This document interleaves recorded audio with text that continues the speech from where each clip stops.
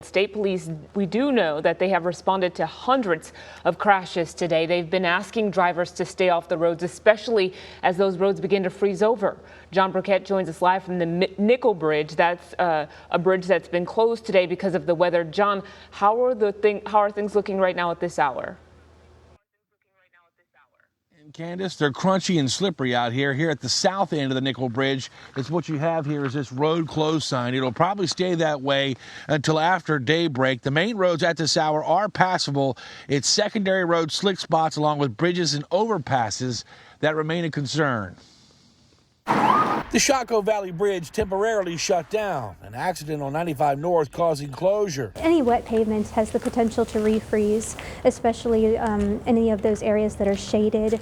Bridges, overpasses, anywhere that's wet will have the potential to refreeze once the sun goes down and temperatures start to drop. VDOT using a sand and salt mix so those who are driving can have at least some sort of traction.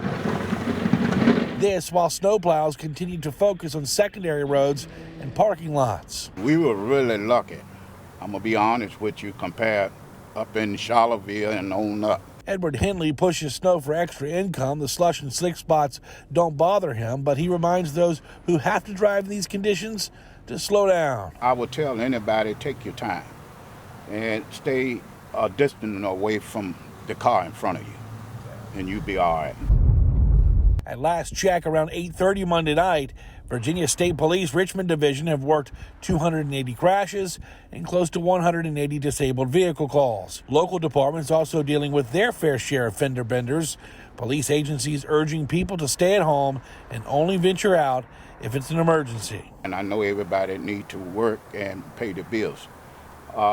Leave a little early, about an hour and a half ahead of time, and take your time.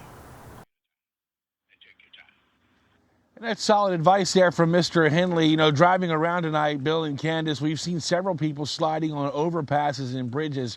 Remember, folks, if you have to drive out there, those things freeze first because they have airflow coming underneath of them and whipping around.